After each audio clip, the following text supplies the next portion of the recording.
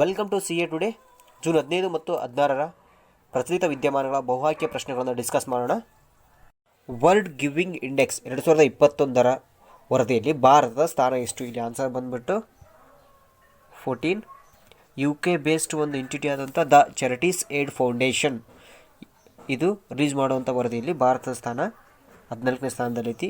ಯಾವುದೇ ಒಂದು ಕಂಟ್ರಿ ಸ್ಟ್ರೇಂಜರ್ಸ್ಗೆ ಎಷ್ಟು ಹೆಲ್ಪ್ ಮಾಡೋದ, ಇವನ್ನು ಎಷ್ಟು ಚಾರಿಟೀಸ್ಗೆ ಡೊನೇಟ್ ಮಾಡೋದ, ನೆಕ್ಸ್ಟು ವಾಲಂಟರಿಯಾಗಿ ಯಾವ್ಯಾವುದು ಆರ್ಗನೈಸೇಷನ್ಗೆ ಫಂಡಿಂಗ್ ಮಾಡಿದ, ಇದೆಲ್ಲ ಬೇಸ್ಡ್ ಮೇಲೆ ಈ ವರದಿಯನ್ನು ಪ್ರಿಪೇರ್ ಮಾಡ್ತಾರೆ.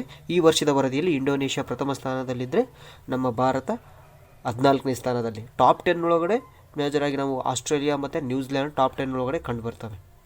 ನೆಕ್ಸ್ಟ್, ಇತ್ತೀಚೆಗೆ ಇಸ್ರೇಲ್ನ ಪ್ರಧಾನಿಯಾಗಿ ಆಯ್ಕೆಯಾದವರು ಯಾರು? ಇಲ್ಲಿ ಆನ್ಸರ್ ಬಂದುಬಿಟ್ಟು ನಾಫ್ಟಾಲಿ ಬೆನ್ನೆಟ್ ಅಂತ. ಇವರು ಇಸ್ರೇಲ್ನ ಪ್ರಧಾನಿಯಾಗಿ ಪ್ರಮಾಣವಚನ ಸ್ವೀಕಾರ ಮಾಡಿದರು.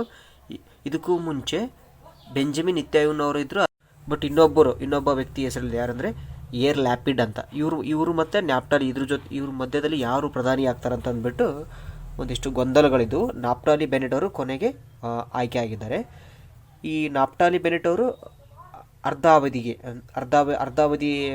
ಪಿ ಎಮ್ ಆದರೆ ಇನ್ನೂ ಅರ್ಧ ಅವಧಿಗೆ ಏರ್ ಲ್ಯಾಪಿಡ್ ಅವರು ನೆಕ್ಸ್ಟು ಪಿ ಎಮ್ ಆಗ್ತಾರೆ.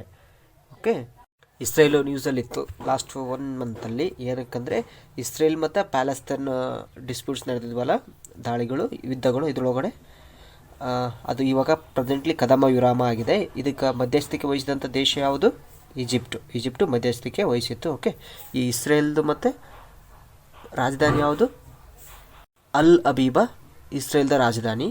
ಪ್ಯಾಲೆಸ್ತೈನ್ ರಾಜಧಾನಿ ಇಸ್ರೇಲ್. ಈ ಪ್ಯಾಲೆಸ್ತೈನ ಹಮಾಸ್ ಬಂಡುಕೋರರು ಇಸ್ರೇಲ್ ಮೇಲೆ ದಾಳಿ ಮಾಡಿದಕ್ಕೋಸ್ಕರ ಅದು ಪ್ರತಿಯಾಗಿ ಇಸ್ರೇಲು ಪ್ಯಾಲೆಸ್ತೈನ್ ಮೇಲೆ ದಾಳಿ ಮಾಡಿತ್ತು. ಇದು ಇಂಪಾರ್ಟೆಂಟ್ ಆಗುತ್ತಾ ಐರನ್ ಡೋಮ್ ಸಿಸ್ಟಮ್ ಅಂತ. ಈ ಐರನ್ ಡೋಮ್ ಸಿಸ್ಟಮ್ನ ಯೂಸ್ ಮಾಡಿಬಿಟ್ಟು ಆ ಕ್ಷಿಪಣಿಗಳನ್ನು ಧ್ವಂಸ ಮಾಡುತ್ತೆ ಯಾವುದು? ಇಸ್ರೇಲು. ನೆಕ್ಸ್ಟ್, ನೋವೋವ್ಯಾಕ್ ಯಾವ ದೇಶಕ್ಕೆ ಸಂಬಂಧಿಸಿದ ಕೋವಿಡ್ ಲಸಿಕೆಯಾಗಿದೆ? ಇಲ್ಲಿ ಆನ್ಸರ್ ಬಂದುಬಿಟ್ಟು ಅಮೇರಿಕ ದೇಶಕ್ಕೆ ಸಂಬಂಧಿಸಿದಂಥ ಒಂದು ಕೋವಿಡ್ ಲಸಿಕೆ ಆಗೈತಿ. ಈಗ ರೀಸೆಂಟಾಗಿ ಈ ನೋವೋವ್ಯಾಕನ್ನು ಭಾರತದಲ್ಲಿ ಉತ್ಪಾದನೆ ಮಾಡಲು ಸೀರಮ್ ಇನ್ಸ್ಟಿಟ್ಯೂಟ್ ಆಫ್ ಇಂಡಿಯಾ ಇದ್ರ ಅಮೇರಿಕ ಜೊತೆ ಒಪ್ಪಂದ ಮಾಡಿಕೊಂಡೈತಿ. ಈ ಸೀರಮ್ ಇನ್ಸ್ಟಿಟ್ಯೂಟ್ ಆಫ್ ಇಂಡಿಯಾ ಎಲ್ಲಿ ಬರುತ್ತೋ ಪುಣೆ ಬೇಸ್ಡು. ಇದಕ್ಕಿಂತ ಮುಂಚೆ ಸೀರಮ್ ಇನ್ಸ್ಟಿಟ್ಯೂಟ್ ಆಫ್ ಇಂಡಿಯಾ ಇನ್ನೂ ಒಂದು ಆಲ್ರೆಡಿ ಒಂದು ವ್ಯಾಕ್ಸಿನ್ ಪ್ರೊಡ್ಯೂಸ್ ಮಾಡ್ತಾಯಿದೆ. ಯಾವುದದು? ಕೋವಿಶೀಲ್ಡ್. ಇದು ಕೋವಿಶೀಲ್ಡ್ ಎಲ್ಲಿದ್ದು? ಕೋವಿಶೀಲ್ಡು ಇದು ಇಂಗ್ಲೆಂಡ್ ಬೇಸ್ಡ್ ವ್ಯಾಕ್ಸಿನು. ಅದಲ್ಲದೆ serum institute of India serum institute of ಇಂಡಿಯಾದ CEO ಯಾರು? ಆದರ್ ಪೂನಾವಾಲಾ. ಇದು ಸೀರಮ್ ಇನ್ಸ್ಟಿಟ್ಯೂಟ್ ಆಫ್ ಇಂಡಿಯಾ ವಿಶ್ವದ ಅತ್ಯಂತ ದೊಡ್ಡ ಲಸಿಕಾ ಉತ್ಪಾದನೆ ಕೇಂದ್ರ ಪುಣೆಯಲ್ಲಿ ಇರೋದು. ಈ ಕೋವಿಡ್ ಸಂಬಂಧಿಸಿದಂತೆ ಇನ್ನೊಂದು ಈಗ ರೀಸೆಂಟಾಗಿ ವರ್ಲ್ಡ್ ಹೆಲ್ತ್ ಆರ್ಗನೈಸೇಷನ್ನು ಪರ್ಮಿಷನ್ ಕೊಡ್ತೀವಿ ಮೆಡಿಕಲ್ ಯೂಸೇಜ್ಗೆ. ಯಾವುದು? ಚೀನಾದೊಂದು ಲಸಿಕೆ ಯಾವುದದು? ಸಿನೋವ್ಯಾಕ್ ಅಂತ. ರಷ್ಯಾದ ಒಂದು ನಾವು ಲಸಿಕೆ ಆಲ್ರೆಡಿ ಇಲ್ಲಿ ಪ್ರೊಡ್ಯೂಸ್ ಮಾಡ್ತಾ ಇದ್ವಿ, ಸ್ಪುಟ್ನಿಕ್ 5ನ ನಮ್ಮ ಹೈದರಾಬಾದ್ನಲ್ಲಿರುವಂಥ ರೆಡ್ಡಿ ಲ್ಯಾಬ್ರೇಟರೀಸ್ ಇಬ್ಬರು ಪ್ರೊಡ್ಯೂಸ್ ಮಾಡ್ತಿರೋದು ಸ್ಪುಟ್ನಿಕ್ 5ನ. ಕೆನಡಾ ಮತ್ತು ಅಮೇರಿಕಾದಲ್ಲಿ ಒಂದು ಪ್ರಮುಖ 2 ಲಸಿಕೆಗಳು ಯಾವಂದರೆ ಮಾಡಾನಾ ಮತ್ತು ಜಾನ್ಸನ್ ಈ ಲಸಿಕೆಗಳನ್ನು ಭಾರತದಲ್ಲಿ ಕೂಡ ಉತ್ಪಾದನೆ ಮಾಡ್ಬೇಕಂದ್ಬಿಟ್ಟು ministry of external affairs Jaishankar ಅವರು ನೆಗೋಷಿಯೇಷನ್ನಲ್ಲಿದ್ದಾರೆ.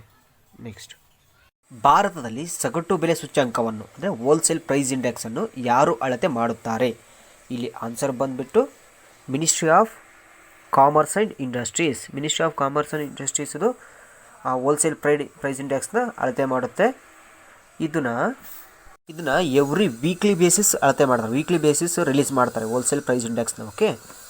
ಇದು ಇನ್ಫ್ಲೇಷನ್ ಅಳೆಯೋಕೆ ಮುಂಚೆ ಎಲ್ಲ ಇನ್ನು ಹೋಲ್ಸೇಲ್ ಪ್ರೈಸ್ ಇಂಡೆಕ್ಸ್ನ ಯೂಸ್ ಮಾಡ್ತಿದ್ರು. 2014ಗಿಂತ ಮುಂಚೆ ಹೋಲ್ಸೇಲ್ ಪ್ರೈಸ್ ಇಂಡೆಕ್ಸ್ನ ನಮ್ಮ ಇನ್ಫ್ಲೇಷನ್ ಅಳೆಯೋಕ್ಕೆ ಯೂಸ್ ಮಾಡ್ತಿದ್ರು. ಬಟ್ ಇವಾಗ CPIನ ಯೂಸ್ ಮಾಡ್ತಾರೆ. CPI ಅಂದ್ರೇನು? Consumer price index. ಇದನ್ನು ರಿಲೀಸ್ ಮಾಡೋರು ಯಾರು? ಇದನ್ನು ಯಾವ್ದು ಮಾಡುತ್ತಂದರೆ CSO ಅಂತ ಹೇಳ್ತಾರೆ, ಸೆಂಟರ್ ಫಾರ್ ಸ್ಟ್ಯಾಟಿಸ್ಟಿಕಲ್ ಆರ್ಗನೈಸೇಷನ್ ಅಂತ ಹೇಳ್ತಾರೆ, CSO.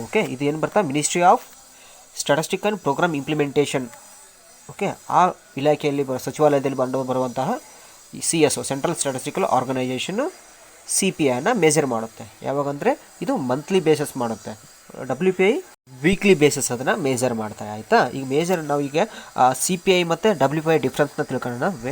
ಇದನ್ನು ಈ WPI ಹೋಲ್ಸೇಲ್ ಪ್ರೈಸ್ ಇಂಡೆಕ್ಸ್ ಸಗಟು ಬೆಲೆ ಸೂಚ್ಯಂಕ ಇದನ್ನು ರಿಟೇಲರಲ್ಲಿ ಅಂದರೆ ಹೋಲ್ಸೇಲಲ್ಲಿ ಏನಿರುತ್ತಲ್ಲ ಪ್ರೊಡ್ಯೂಸರ್ ಲೆವೆಲಲ್ಲಿ ಇದನ್ನು ಮೆಜರ್ ಮಾಡ್ತಾರೆ, ಪ್ರೈಸಸ್ನ ಕನ್ಸಿಡರ್ ಮಾಡ್ತಾರೆ. ಅದೇ CPI ಅಂತ ತೊಗೊಂಡ್ರೆ ಇದನ್ನು ಕನ್ಸ್ಯೂಮರ್ ಲೆವೆಲಲ್ಲಿ, ಅಂದರೆ ರಿಟೇಲರ್ ಶಾಪ್ ಇರ್ತಲ್ಲ ಆ ಲೆವೆಲಲ್ಲಿ ಪ್ರೈಸಸ್ನ ಇದು ಮಾಡ್ತಾರೆ, ಮೆಜರ್ ಮಾಡ್ತಾರೆ, ಟ್ರ್ಯಾಕ್ ಮಾಡ್ತಾರೆ. ಓಕೆ, ಇದನ್ನು ಪಬ್ಲಿಷ್ ಮಾಡೋದು ministry of commerce and industries. WPI ಮಾಡಿದರೆ CPI ಮಾಡೋದು ನ್ಯಾಷನಲ್ ಸ್ಟ್ಯಾಟಿಸ್ಟಿಕಲ್ ಆಫೀಸ್.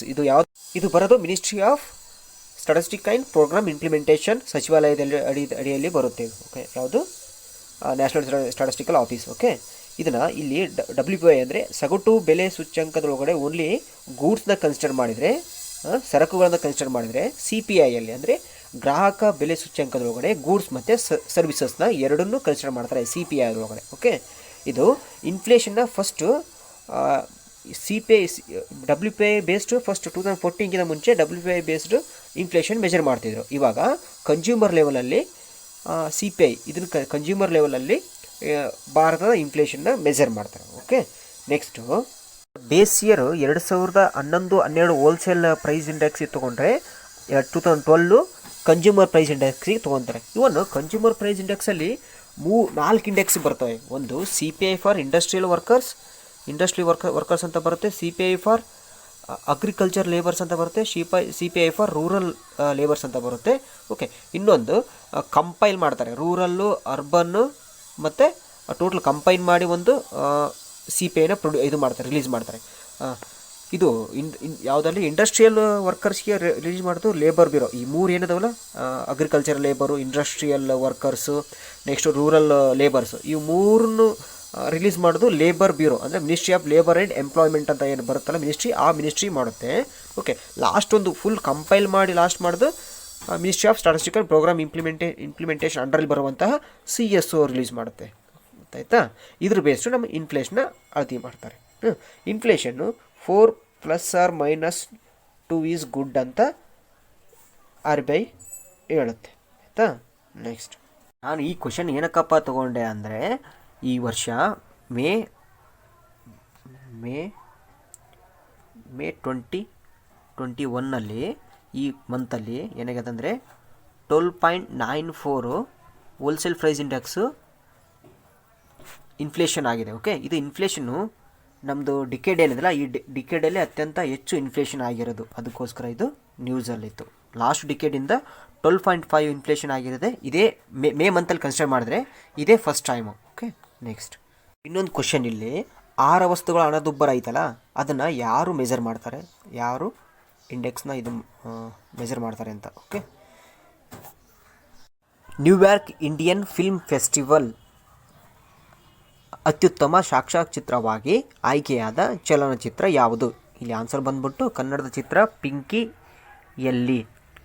ಓಕೆ, ಇದು ನ್ಯೂಯಾರ್ಕ್ ಇಂಡಿಯನ್ ಫಿಲ್ಮ್ ಫೆಸ್ಟಿವಲಲ್ಲಿ ಅತ್ಯುತ್ತಮ ಸಾಕ್ಷ್ಯಚಿತ್ರವಾಗಿ ಆಯ್ಕೆಯಾಗಿದೆ. ಓಕೆ, ಇದು ನ್ಯೂಯಾರ್ಕ್ ಇಂಡಿಯನ್ ಫಿಲ್ಮ್ ಫೆಸ್ಟಿವಲ್ ಅಂದರೆ ಎವ್ರಿ ಇಯರ್ ನಡೆಯುವಂಥ, ಇಲ್ಲಿ ನ್ಯೂಯಾರ್ಕ್ ಬೇಸ್ಡ್ ಒಂದು ಎಂಟಿಟಿ ಆದಂತಹ Indo American arts council every year ನಡೆಸುತ್ತೆ. ಅದರೊಳಗಡೆ ಭಾರತದಲ್ಲಿ ಯಾವ ಈ ಫಿಲ್ಮ್ಸ್ ಇರ್ತಾವಲ್ಲ, ಚೆನ್ನಾಗಿರೋ ಫಿಲ್ಮ್ಸ್ಗೆ ಈ ಥರ ಅವಾರ್ಡ್ ಕೊಡುತ್ತೆ. ಅದರೊಳಗಡೆ ಈ ವರ್ಷದಲ್ಲಿ ಪಿಂಕಿಯಲ್ಲಿ ಅಂತ ಕನ್ನಡದ ಚಿತ್ರ ಆಯ್ಕೆಯಾಗಿದೆ. ಓಕೆ, ಇದಕ್ಕೆ ಇಲ್ಲಿ ಈ ಚಿತ್ರದಲ್ಲಿ ನಡೆಸಿದಂತಹ ಅಕ್ಷತಾ ಅಂತ ನಟಿಗೆ ಅತ್ಯುತ್ತಮ ನಟಿ ಪ್ರಶಸ್ತಿ ಸಿಕ್ಕಿದೆ. ಓಕೆ, ಈ ಫಿಲ್ಮ್ನ ನಿರ್ದೇಶಕ ಯಾರಾಗಿದ್ರು ಅಂದರೆ ಪೃಥ್ವಿ ಕೋಣನೂರು ಅವರು ಈ ಫಿಲ್ಮ್ನ ನಿರ್ದೇಶಕರಾಗಿದ್ದರು. Next, ಸಿಪ್ರಿ Stockholm international piece institute ಪ್ರಕಾರ 2016-2020 ಅವಧಿಯಲ್ಲಿ ಅತಿ ಹೆಚ್ಚು ಶಸ್ತ್ರಾಸ್ತ್ರಗಳನ್ನು ಆಮದು ಮಾಡಿಕೊಂಡ ದೇಶ ಯಾವುದು? ಇಲ್ಲಿ ಆನ್ಸರ್ ಬಂದುಬಿಟ್ಟು ಸೌದಿ ಅರೇಬಿಯಾ. 2016-2020 ಅತ್ಯಂತ ಹೆಚ್ಚು ಶಸ್ತ್ರಾಸ್ತ್ರಗಳನ್ನು ಸೌದಿ ಅರೇಬಿಯಾ ದೇಶವು ಆಮದು ಮಾಡಿಕೊಂಡಾಗ ಎಷ್ಟಂದರೆ ಅರೌಂಡ್ 11%. ವರ್ಲ್ಡ್ ಕನ್ಸಿಡರ್ ಮಾಡಿದ್ರೆ 100% ಆದರೆ ಇದು 11%ನ ಆಮದು ಮಾಡಿಕೊಂಡತಿ. ಸೆಕೆಂಡ್ನೇ ಸ್ಥಾನದಲ್ಲಿ ನಮ್ಮ ಇಂಡಿಯಾ ಇದೆ. 9.5%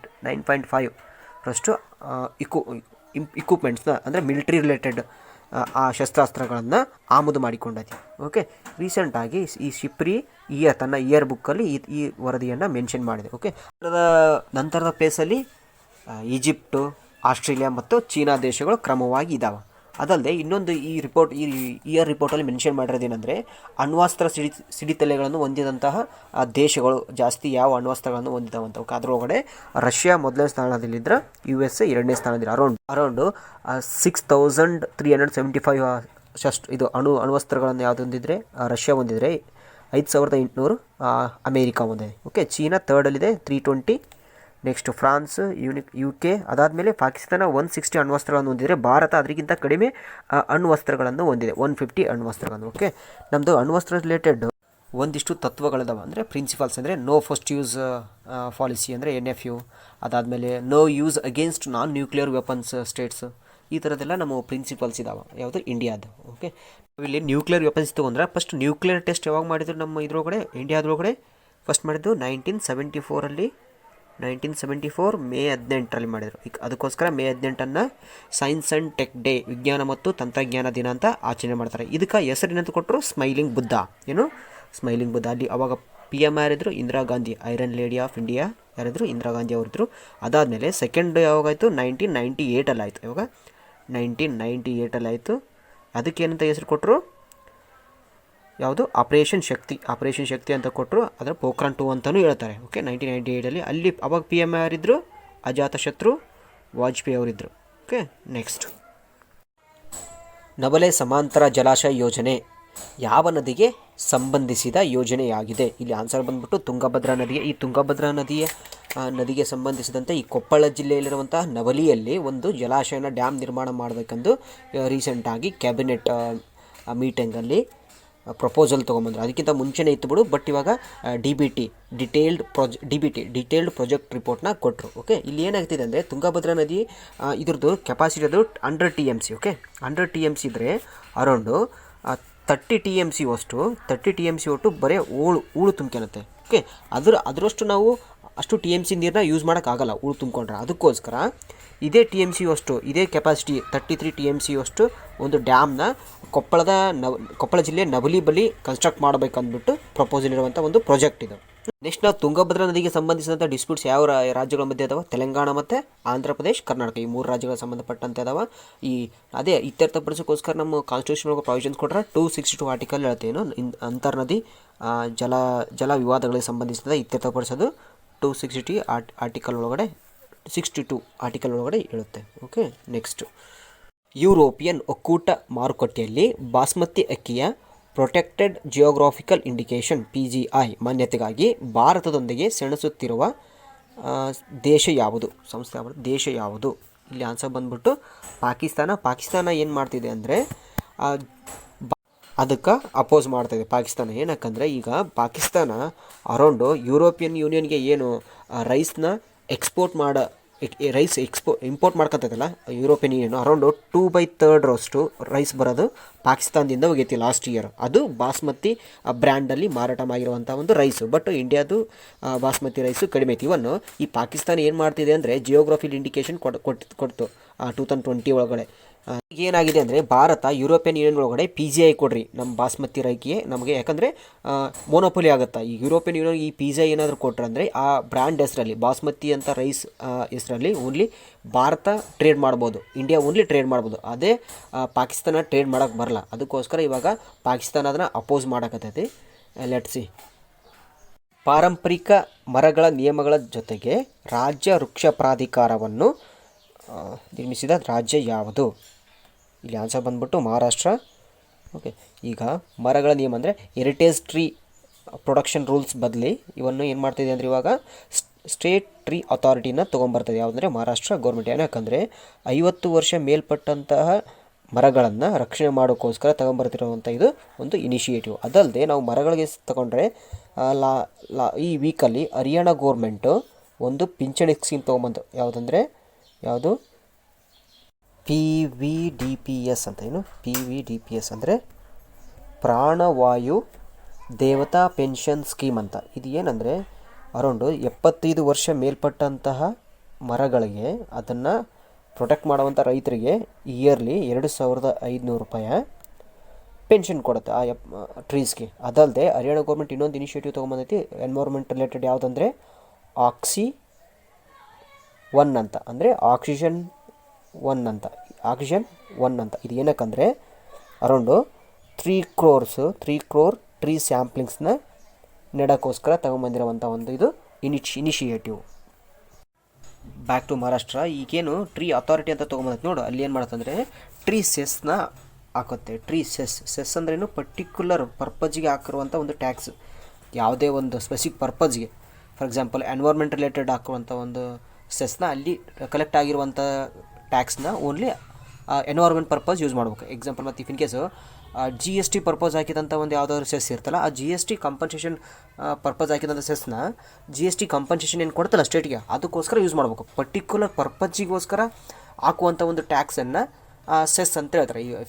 ಫಾರ್ ಎಕ್ಸಾಂಪಲ್ ಇವಾಗ ಕಾರ್ಬನ್ ಸೆಸ್ ಅಂತ ಹಾಕ್ತಾರೆ. ಓಕೆ, ಈ ಥರ ಆಗ್ತಿರುವಂಥ ಒಂದು ಸೆಸ್ಗೆ ಸ್ಪೆಸಿಫಿಕ್ ಪರ್ಪಸ್ ಇರುತ್ತೆ ಇದಕ್ಕೆ. ಓಕೆ, ಅಲ್ಲದೆ ಗಾನಾ ದೇಶ ಐತಲ್ಲ, ಆಫ್ರಿಕಾದ ಒಂದು ಗಾನಾ ದೇಶ ಬರುತ್ತೆ ನೋಡೋದು, ಗ್ರೀನ್ ಗಾನಾ ಒಂದು ಇನಿಷಿಯೇಟಿವ್ ತೊಗೊಬಂದಿದೆ. ಅದೇನು ಮಾಡ್ತಿದೆ ಅಂದರೆ 5 million ಟ್ರೀನ ಪ್ಲಾಂಟೇಷನ್ ಮಾಡ್ತೀನಿ ಅಂತ ಅನೌನ್ಸ್ ಮಾಡಿದೆ. ನೆಕ್ಸ್ಟ್, ಇತ್ತೀಚಿನ ಫೋರ್ಬ್ಸ್ ವರದಿ ಪಟ್ಟಿಯ ಪ್ರಕಾರ ವರ್ಲ್ಡ್ಸ್ ಬೆಸ್ಟ್ ಬ್ಯಾಂಕ್ 2021 ಯಾವುದು? ಆ್ಯಕ್ಚುಲಿ 2021 ಬೆಸ್ಟ್ ಬ್ಯಾಂಕ್ ಯಾವುದು ಫೋರ್ಬ್ಸ್ ವರದಿ ಪಟ್ಟಿಯ ಪ್ರಕಾರ? ಇಲ್ಲಿ ಆನ್ಸರ್ ಬಂದುಬಿಟ್ಟು DBS, development bank of Singapore based company ಇದು ಬ್ಯಾಂಕ್ ಆದಂಥ DBS ಬ್ಯಾಂಕು ವಿಶ್ವದಲ್ಲಿ ಅತ್ಯಂತ ಉತ್ತಮ ಬ್ಯಾಂಕ್. 2021 ಉತ್ತಮ ಬ್ಯಾಂಕ್. ಅರೌಂಡು 30 ಬ್ಯಾಂಕ್ಗಳನ್ನು, ಡೊಮೆಸ್ಟಿಕ್ ಬ್ಯಾಂಕ್ನ ಇವರು ಮೆಜರ್ ಮಾಡಿದ್ದಾರೆ, ಅಂದರೆ ಕನ್ಸಿಡರ್ ಮಾಡಿದ್ದಾರೆ ಈ ಲಿಸ್ಟಲ್ಲಿ. ಅದರೊಳಗಡೆ ಫಸ್ಟ್ ಬ್ಯಾಂಕಲ್ಲಿ DBS ಬ್ಯಾಂಕ್ ಬರುತ್ತೆ. Next, UNSC united nation security council ವಿಶ್ವಸಂಸ್ಥೆಯ ಭದ್ರತಾ ಮಂಡಳಿಯ ಒಟ್ಟು ಸದಸ್ಯರ ಸಂಖ್ಯೆ ಎಷ್ಟು? ಇಲ್ಲಿ ಆನ್ಸರ್ ಬಂದುಬಿಟ್ಟು 15. UNSC ಅನ್ನೋದು ಯುನೈಟೆಡ್ ನೇಷನ್ದ ಒಂದು ಅಂಗಸಂಸ್ಥೆ. ಇದರೊಳಗಡೆ ಅಷ್ಟು ಮೆಂಬರ್ಸ್ 15 ಜನ ಇರ್ತಾರೆ. ಅದರೊಳಗಡೆ 5 ಜನ ಪರ್ಮನೆಂಟ್ ಮೆಂಬರ್ಸ್ ಆದರೆ ಇನ್ನೂ 10 ಜನ ಟೆಂಪ್ರರಿ, ಅಂದರೆ 2 ವರ್ಷ ಅವರ ಅಧಿಕಾರಾವಧಿ ಆಗಿರುತ್ತೆ. ಇದು ಏನಕ್ಕೆ ನ್ಯೂಸಲ್ಲಿ ಐತಂದರೆ, ಈಗ ಈ ವರ್ಷದ 2021ರಲ್ಲಿ 5 ದೇಶಗಳು ಸೇರ್ತಾ ಇದ್ದಾವೆ. 5 ದೇಶಗಳು ಅವರ ಅಧಿಕಾರಾವಧಿ ಮುಗಿತಾ ಇದೆ. ಈ 5 ದೇಶ ಅಂದರೆ ಇಸ್ತೋನಿಯಾ ಇರ್ಬೋದು.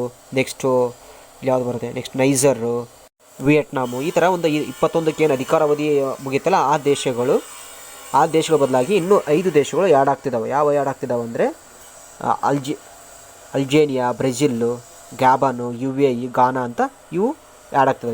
ಯೂತ್ರ ಅಧಿಕಾರಾವಧಿ ಏನಾಗುತ್ತೆ ಅಂದರೆ 2021ರಿಂದ 23 2 ವರ್ಷ ಅಧಿಕಾರಾವಧಿ ಇರುತ್ತೆ.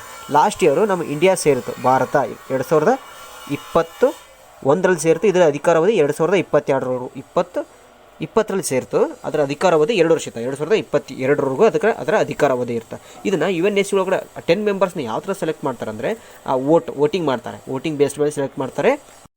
ಬೇಸ್ಡ್ ಆನ್ ಕಾಂಟಿನೆಂಟು ರೆಪ್ರೆಸೆಂಟ್ ಮಾಡೋಕ್ಕಿರ್ತವೆ. ಫಾರ್ ಎಕ್ಸಾಂಪಲ್ಲು ಈಗ ಏಷ್ಯಾಕ್ಕೆ ತೊಗೊಂಡ್ರೆ 3 ಏಷ್ಯಾದಿಂದ 3 ಕಂಟ್ರಿನ ರೆಪ್ರೆಸೆಂಟ್ ಮಾಡಿಸ್ಬೋದು UNSCಗೆ. ಅದಾದಮೇಲೆ ಆಫ್ರಿಕಾ ತೊಗೊಂಡ್ರೆ 3 ಕಂಟ್ರೀಸ್ನ. ನೆಕ್ಸ್ಟ್ ನೀನು ಲ್ಯಾಟಿನ್ ಅಮೆರಿಕಾ ಮತ್ತು ಕೆರಿಬಿಯನ್ ಅಲ್ಲಿ ತೊಗೊಂಡ್ರೆ ಅಲ್ಲಿ 3 ರಾಷ್ಟ್ರಗಳು, ಟೋಟಲ್ 9 ಆಯ್ವಾ. ಅದಾದಮೇಲೆ ಈಸ್ಟ್ ಯುರೋಪ್ಗೆ 1 ಕಂಟ್ರಿ. ಅದಾದಮೇಲೆ ನೆಕ್ಸ್ಟ್ ವೆಸ್ಟ್ ಯುರೋಪ್ಗೆ 3 ಕಂಟ್ರೀಸು. ಅಂದರೆ ಇವು ಪ್ಯಾರಲಲ್ಲಿ ಚೇಂಜ್ ಆಗ್ತಿರ್ತಾವೆ. ಬಟ್ 10 ಇದೇ ವೇಲಿ ಇಷ್ಟೇ ಸೀಟ್ ಫಿಕ್ಸ್ಡ್ ಇರ್ತಾವೆ, ಇದೇ ವೇಲಿ ಸೆಲೆಕ್ಟ್ ಆಗ್ತಾವೆ. ಇವರ ಅಧಿಕಾರಾವಧಿ 2 ವರ್ಷ ಆಗುತ್ತೆ. ಪರ್ಮನೆಂಟ್ ಮೆಂಬರ್ಸ್ ಇದಾವೆ ಯಾವಂದರೆ ಅದು ಗೊತ್ತೇ ಇದೆ ಯಾವುದು, America, UK, Russia, France and China. ಇವು ಪರ್ಮನೆಂಟ್ ಮೆಂಬರ್ಸ್ ಇವು UNSC ಒಳಗಡೆ. ನೆಕ್ಸ್ಟು ಪ್ಲ್ಯಾನ್ 2041 ಇದು ಯಾವ ನಗರಕ್ಕೆ ಸಂಬಂಧಿಸಿದೆ? ಇಲ್ಲಿ ಆನ್ಸರ್ ಬಂದುಬಿಟ್ಟು ದೆಹಲಿಗೆ ಸಂಬಂಧಿಸಿದಂಥ ಒಂದು ಇದು ಮಾಸ್ಟರ್ ಪ್ಲ್ಯಾನ್ ಆಗಿರೋದು. 2024ಕ್ಕೆ ನಮ್ಮದು ಡೆಲ್ಲಿ ಯಾವ ಥರ ಇರಬೇಕು ಅಂತ ಈ ಪ್ಲ್ಯಾನಲ್ಲಿ ಮೆನ್ಷನ್ ಮಾಡಿದ್ದಾರೆ. ಅದನ್ನು ಪಬ್ಲಿಕ್ ಒಪಿನಿಯನ್ಗೆ ಬಿಟ್ಟಿದ್ದಾರೆ ಇವಾಗ. ಅಂದರೆ ಪಬ್ಲಿಕ್ ಏನಾದರೂ ತಮ್ಮ ಸಜೆಷನ್ಸ್ ಇರ್ಬೋದು, ಇನ್ ಕೇಸ್ ಏನಾದರೂ ಅವ್ರದ್ದು ಏನಾದರೂ ಮಾಡಿಫಿಕೇಷನ್ಸ್ ಏನಾದರೂ ಇದ್ದರೆ ಇದು ಸಜೆಸ್ಟ್ ಮಾಡೋಕ್ಕೋಸ್ಕರ ಈ ಪ್ಲ್ಯಾನ್ನ ಪಬ್ಲಿಕ್ಗೆ ಬಿಟ್ಟಿರೋದು ಇವಾಗ. ಓಕೆ, ನಾವು ಡೆಲ್ಲಿ ಅಂತ ತೊಗೊಂಡ್ರೆ ರೀಸೆಂಟಾಗಿ ಒಂದು ಕ್ಯಾಂಪೇನ್ ಸ್ಟಾರ್ಟ್ ಆಗಿತ್ತಲ್ಲ, ಯಾವುದಂದರೆ ಯಹಾ ವೋಟ್ ಜಹಾ ವ್ಯಾಕ್ಸಿನ್ ಅಂತ. ಇದು ವ್ಯಾಕ್ಸಿನ್ ರಿಲೇಟೆಡ್ ಕ್ಯಾಂಪೇನು. ಎಲ್ಲಿ ವೋಟ್ ಕೊಡ್ತೀವಿ ಅಲ್ಲೇ ವ್ಯಾಕ್ಸಿನ್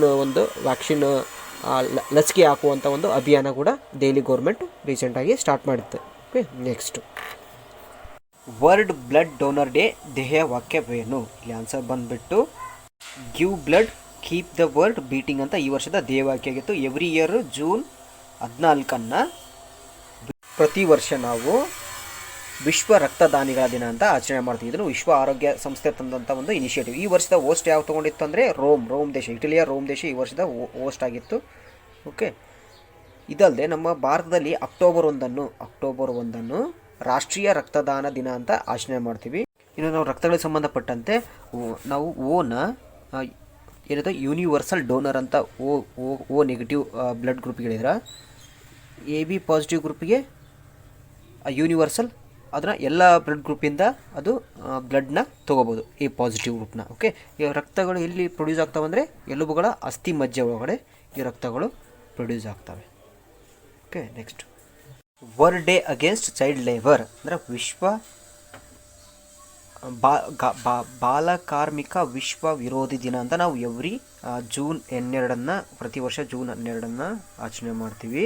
ಈ ವರ್ಷದ ಥೀಮ್ ಬಂದುಬಿಟ್ಟು act now and the child labour ಈ ವರ್ಷದ ಥೀಮ್ ಆಗಿತ್ತು. ಆಪರೇಷನ್ ಒಲಿವಾ ಇದು ಆಪರೇಷನ್ ನಡೆಸಿದ್ದು ಇಂಡಿಯನ್ ಕೋಸ್ಟ್ ಗಾರ್ಡ್ ಇಂದ ಟರ್ಟಲ್ಸ್ಗೆ ಆಮೆಗಳನ್ನ ಸಂರಕ್ಷಕ್ಕೋಸ್ಕರ ಒಡಿಶಾ ಕೋಸ್ಟಲ್ಲಿ ಮಾಡಿದಂಥ ಇದು ಆಪರೇಷನ್ನು. ಇದು ಇಂಡಿಯನ್ ಕೋಸ್ಟ್ ಗಾರ್ಡು ಯಾವ ಇದರಲ್ಲಿ ಬರ್ತಾ ಮಿನಿಸ್ಟ್ರಿ ಆಫ್ ಡಿಫೆನ್ಸ್ ಇಲ್ಲಿ ಬರ್ತಾ ಡಿಫೆನ್ಸ್. ಅದಲ್ಲದೆ ಇಂಡಿಯನ್ ಕೋಸ್ಟ್ ಗಾರ್ಡು ರೀಸೆಂಟಾಗಿ ಒಂದು ಆಪರೇಷನ್ ಮಾಡ್ತೀವಿ, ಯಾವುದಂದರೆ ಆಪರೇಷನ್ ಸಾಗರ್ ಆರಕ್ಷಕ 2 ಅಂತ. ಯಾವುದಂದರೆ ಇವಾಗೇನು ಸಿಂಗಾಪುರ್ದು ಏನೊಂದು ನೌಕೆ MV ಎಕ್ಸ್ಪ್ರೆಸ್ಸು ಶ್ರೀಲಂಕಾ ಕೋಸ್ಟಲ್ಲಿ ಏನು ಧ್ವಂಸವಾಗಿತ್ತಲ್ಲ, ಅಲ್ಲಿ ಆ ನೌಕೆಯಲ್ಲಿರುವಂಥ ನಾಗರಿಕರನ್ನ ಸಂರಕ್ಷಣೆ ಮಾಡೋಕ್ಕೋಸ್ಕರ Indian coast guard operation Sagar Aarakshak ಅಂತ ಈ ಆಪರೇಷನ್ ಕೈಗೊಂಡಿತ್ತು. Next project O2 for India. ಇದು ಆಮ್ಲಜನಕ ಪ್ರೊಡಕ್ಷನ್ ರಿಲೇಟೆಡ್ ಸಂಬಂಧಿಸಿದಂಥ ಒಂದು ಯೋಜನೆ. FAME 2 ಇದು electrical vehicle faster adoption and manufacturing of hybrid and electrical vehicle. ಇದು FAMEದು ಫುಲ್ ಫಾರ್ಮ್ ಏನು? Faster adoption of manufacturing of hybrid and electrical vehicle ಅಂತ initiative. ಇದು hybrid ಅಂತಂದ್ರೆ ನಾವು ಇಲ್ಲೇ ಪೆಟ್ರೋಲ್ ಮತ್ತು ಎಲೆಕ್ಟ್ರಿಕಲ್ ಯೂಸ್ ಮಾಡಿ ಚಲಿಸುವಂತಹ ವಾಹನಗಳಿಗೆ ನಾವು ಹೈಬ್ರಿಡ್ ವಾಹನಗಳು ಅಂತ ಹೇಳ್ತೀವಿ. ಈ ಇನಿಷಿಯೇಟಿವ್ ತೊಗೊಂಬಂದಂಥ ಸಚಿವಾಲಯ ಯಾವುದಂದರೆ ಮಿನಿಸ್ಟ್ರಿ ಆಫ್ ಹೆವಿ ಇಂಡಸ್ಟ್ರೀಸ್. ಇದು ರಿಲೇಟೆಡ್ ಯಾವುದಕ್ಕಂದರೆ ಎಲೆಕ್ಟ್ರಿಕಲ್ ವೆಹಿಕಲ್ಗೆ ಸಂಬಂಧಿಸಿದಂಥ ಒಂದು ಕ್ಯಾಂಪೇನು. ಅದಲ್ಲದೆ ಗ್ಲೋಬಲ್ ಎಲೆಕ್ಟ್ರಿಕಲ್ ವೆಹಿಕಲ್ ಔಟ್ಲುಕ್ ಅಂತ ಒಂದು ರಿಪೋರ್ಟ್ ಬಿಡುಗಡೆ ಮಾಡುತ್ತೆ. ಆ ರಿಪೋರ್ಟ್ ಬಿಡುಗಡೆ ಮಾಡುವಂಥ ಸಂಸ್ಥೆ ಯಾವುದು? IEA international energy agency. ಇದು every year global electrical vehicle outlook ಅಂತ ಒಂದು ರಿಪೋರ್ಟ್ನ ಎವ್ರಿ ಇಯರ್ ರೆಡಿ ಮಾಡಿ ಬಿಡುಗಡೆ ಮಾಡುತ್ತೆ. ಓಕೆ. ಅದಲ್ಲದೆ ministry of road transport and highways ಒಂದು initiative ತೊಗೊಂಬಂದಿತ್ತು. Ministry of road transport and highways ಇದು ಎಲೆಕ್ಟ್ರಿಕಲ್ ರಿಲೇಟೆಡ್ ಒಂದು ಕ್ಯಾಂಪೇನ್ ತೊಗೊಂಬಂತು. ಯಾವುದಂದರೆ ಗೋ ಎಲೆಕ್ಟ್ರಿಕಲ್ ಕ್ಯಾಂಪೇನ್ ಅಂತ ಒಂದು ಕ್ಯಾಂಪೇನ್ ತೊಗೊಂಬಂದಿತ್ತು. ಇದು ಎಲ್ಲ ಎಲೆಕ್ಟ್ರಿಕಲ್ ವೆಹಿಕಲ್ಗೆ ಸಂಬಂಧಿಸಿಪಟ್ಟಂಥ ಒಂದು current news. Next aspirational district ಏನು ಪ್ರೋಗ್ರಾಮ್ ಐತಲ್ಲ, ನೀತಿ ಆಯೋಗ ತೊಗೊಂಬಂದಿದ್ದಂಥ ಒಂದು ಇನಿಷಿಯೇಟಿವ್ ಏನೈತಲ್ಲ, ಅದಕ್ಕೆ ಸಪೋರ್ಟ್ ಮಾಡೋದು ಒಂದು ಇಂಟರ್ನ್ಯಾಷನಲ್ ಯಾವುದು ಯುನೈಟೆಡ್ ನೇಷನ್ಸ್ ಡೆವಲಪ್ಮೆಂಟ್ ಪ್ರೋಗ್ರಾಮು. ಇದಕ್ಕೆ ಸಪೋರ್ಟ್ ಮಾಡ್ತೀವಿ. ಅದಕ್ಕೆ ಆಸ್ಪಿರೇಷನಲ್ ಡಿಸ್ಟ್ರಿಕ್ಟ್ ಪ್ರೋಗ್ರಾಮ್ ಐತಲ್ಲ ನೀತಿ ಆಯೋಗ ತೊಗೊಂಬಂದಿದ್ದು. ಓಕೆ. ಇದನ್ನು ತೊಗೊಂಬಂದಿರೋ ರೀಸನ್ ಏನಂದರೆ regional imbalance. For example regional imbalance ಏನು ಡಿಸ್ಟ್ರಿಕ್ಸ್ ಇರ್ತಾವಲ್ಲ ಅವನ್ನ ರಿಡ್ಯೂಸ್ ಮಾಡೋಕ್ಕೆ ತೊಗೊಂಬಂದಿರುವಂಥ ಒಂದು ಯೋಜನೆ ಆಗಿದೆ ಇದು. ಯಾವುದು? Aspirational district program. ಇದಕ್ಕೆ UNDP ಸಪೋರ್ಟ್ ಮಾಡುತ್ತೆ. ಪ್ಲಾನಿಂಗ್ ಸಪೋರ್ಟ್ ಇರ್ಬೋದು, related to that ranking support. Okay. ಅದಲ್ಲದೆ UNDP ಅಂತ ತೊಗೊಂಡ್ರೆ ನಾವು UNDP ಒಂದು ರ್ಯಾಂಕ್ನ ರಿಲೀಸ್ ಮಾಡ್ತೇವೆ. 2020 ಒಂದು ರ್ಯಾಂಕ್ ರಿಲೀಸ್ ಮಾಡ್ತೇವೆ. ಯಾವುದಂದರೆ ಹ್ಯೂಮನ್ ಡೆವಲಪ್ಮೆಂಟ್ ರಿಪೋರ್ಟ್ ಅಂತ. ಈ ಹ್ಯೂಮನ್ ಡೆವಲಪ್ಮೆಂಟ್ ರಿಪೋರ್ಟಲ್ಲಿ ಹ್ಯೂಮನ್ ಡೆವಲಪ್ಮೆಂಟ್ ಇಂಡೆಕ್ಸ್ ಅಂತ ರಿಲೀಸ್ ಮಾಡ್ತಾರೆ. ಇದರೊಳಗಡೆ ಅಂದರೆ ಮಾನವ ಅಭಿವೃದ್ಧಿ ಸೂಚ್ಯಂಕ, ಇದರೊಳಗಡೆ ಭಾರತ 131ನೇ ಸ್ಥಾನದಾಗೈತಿ. ಇದರೊಳಗಡೆ ಮೇಜರಾಗಿ 3 ಪ್ಯಾರಾಮೀಟರ್ಸ್ನ ಕನ್ಸಿಡರ್ ಮಾಡ್ತಾರೆ. ಯಾವುದಂದರೆ ಲೈಫ್ ಎಕ್ಸ್ಪೆಕ್ಟೆನ್ಸಿ, ಸೆಕೆಂಡ್ ಒನ್ ಯಾವುದಂದರೆ maternal mortality rate, third one political participation of womens ಅಂತ. ಇವು 3 ಕನ್ಸಿಡರ್ ಮಾಡ್ಕೊಂಡು HDI ಇಂಡೆಕ್ಸ್ನ ರಿಲೀಸ್ ಮಾಡ್ತೇವೆ. ಯಾವುದು? UNDP united nation development program. ಇದು ಹೆಡ್ ಕ್ವಾರ್ಟರ್ ಇರೋದು ನ್ಯೂಯಾರ್ಕಲ್ಲಿ. ಅಮೆರಿಕದ ನ್ಯೂಯಾರ್ಕಲ್ಲಿ ಇರೋದು ಹೆಡ್ ಕ್ವಾರ್ಟರ್ ಇರೋದು. ಓಕೆ. ನಾವು ನೀತಿ ಆಯೋಗ ತೊಗೊಂಡ್ರೆ ನೀತಿ ಆಯೋಗದ ಪ್ರೆಸೆಂಟ್ಲಿ CEO ಆಗಿರೋದ್ರೆ ಅಮಿತಾಬ್ ಕಾಂತ್. ಇದು ಒಂದು ಎಕ್ಸಿಕ್ಯೂಟಿವ್ ಬಾಡಿ, ಪ್ಲಾನಿಂಗ್ ಕಮಿಷನ್ನ ರೀಪ್ಲೇಸ್ ಮಾಡುವಂಥ ಒಂದು ಆಯೋಗ ಇದು. Next home in the world memoir. ಈ ಬುಕ್ ಬರೆದಂಥ ಈ ಬುಕ್ ಬರೆದಾರೆ ಯಾರು? ಅಮರ್ತ್ಯ ಸೇನ್ ಅದರಲ್ಲ, ನಮ್ಮ ಎಕನಾಮಿಸ್ಟ್, ಭಾರತ ಎಕನಾಮಿಸ್ಟ್ ಅವ್ರು ಬರೆದಂಥ ಒಂದು ಬುಕ್ ಇದು. ಓಕೆ, ಗ್ಲೋಬಲ್ ಸ್ಕಿಲ್ ರಿಪೋರ್ಟ್ ಇದರಲ್ಲಿ ಭಾರತದ ಸ್ಥಾನ ಬಂದುಬಿಟ್ಟು 67ನೇ ಸ್ಥಾನ. 2021 ರಿಪೋರ್ಟ್ 2021 ಪ್ರಕಾರ 67ನೇ ಸ್ಥಾನದಲ್ಲಿದೆ. ಓಕೆ, ಗಮೇಲಿಯಾ. ಆ್ಯಕ್ಚುಲಿ ಗಮೇಲಿಯಾ ಎಂಬುದೊಂದು ಇದು ಕಂಪನಿ, ರಷ್ಯಾ ಬೇಸ್ಡ್ ಕಂಪನಿ. ಈ ಸ್ಪುಟ್ನಿಕ್ 5 ಏನು ಲಸಿಕೆ ಐತಲ್ಲ, ಆ ಲಸಿಕೆನ 8 ರಿಂದ 12 ವರ್ಷದ ಮಕ್ಕಳ ಮೇಲೆ ಇಂಜೆಕ್ಷನ್ ಬದಲಿಗೆ ನಾಜಲ್ ಸ್ಪ್ರೇ ಮೂಲಕ ಆಗ್ತಾಯಿದೆ. ನಾಜಲ್ ಸ್ಪ್ರೇನ ಪ್ರಿಪ್ರೇಷನ್ ಮಾಡ್ತಾಯಿದೆ. ಯಾವುದಂದರೆ ಗಮೇಲಿಯಾ ಒಂದು company. Next medicine from sky.